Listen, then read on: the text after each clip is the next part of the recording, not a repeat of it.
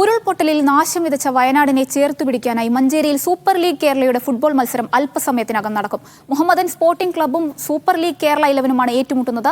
മത്സരത്തിൽ നിന്ന് ലഭിക്കുന്ന വരുമാനം വയനാട്ടിലെ ദുരിതബാധിതർക്ക് നൽകാനാണ് മത്സരം സംഘടിപ്പിച്ചിരിക്കുന്നത്.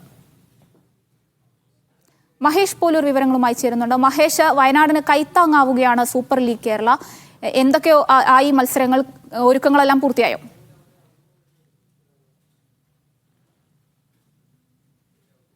ഷഹാന, 7:30-ക്കാണ് സൂപ്പർ ലീഗ് കേരള 11-ഉം അതുപോലെ തന്നെ മുഹമ്മദൻ സ്പോർട്ടിംഗ് ക്ലബ്ബും തമ്മിലുള്ള മത്സരം നടക്കുന്നത്. ഈ മത്സരത്തിന്റെ പ്രത്യേകത എന്ന് പറയുന്നത് ഈ മത്സരത്തിന്റെ വരുമാനം പൂർണ്ണമായും വയനാട്ടിലെ ദുരിതബാധിതർക്ക് നൽകുക എന്നുള്ളതാണ്. അതുകൊണ്ട് തന്നെ വയനാടിനെ ചേർത്ത് പിടിക്കുക എന്നുള്ളതാണ് ഈ ഒരു മത്സരത്തിന്റെ പ്രധാന ലക്ഷ്യവും. ഇപ്പോൾ പയ്യനാട് സ്റ്റേഡിയത്തിൽ ഇപ്പോൾ നടക്കുന്നത് സമൂഹ മാധ്യമങ്ങളിലെ താരങ്ങൾ തമ്മിലുള്ള മത്സരമാണ്. രണ്ട് വശത്തുമായി താരങ്ങൾ ഇപ്പോൾ ആദ്യ പകുതി പിന്നിട്ടിരിക്കുന്നതും കനത്ത മഴയെ അവഗണിച്ചും നൂറുകണക്കിന് ആളുകളാണ് ഈ മത്സരം വീക്ഷിക്കാനായി പയ്യനാട് സ്റ്റേഡിയത്തിൽ എത്തിയിരിക്കുന്നത്.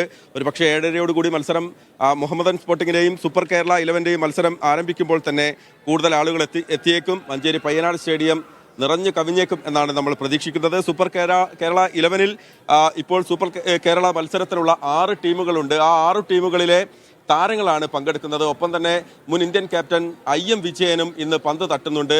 ബിനോ ജോർജാണ്, കേരളത്തിന്റെ മുൻ സന്തോഷ് ട്രോഫി പരിശീലകനായിരുന്ന ബിനോ ജോർജാണ് ആ ടീമിനെ പരിശീലിപ്പിക്കുന്നത്. അപ്പോൾ മത്സരം എന്നുള്ളത് ഒരു വാശിയേറിയ മത്സരത്തിലേക്ക് അപ്പുറത്ത് വയനാടിനെ ചേർത്ത് പിടിക്കുക എന്നുള്ളത് തന്നെയാണ് അതിലെ ഒരു പ്രധാനപ്പെട്ട ലക്ഷ്യം.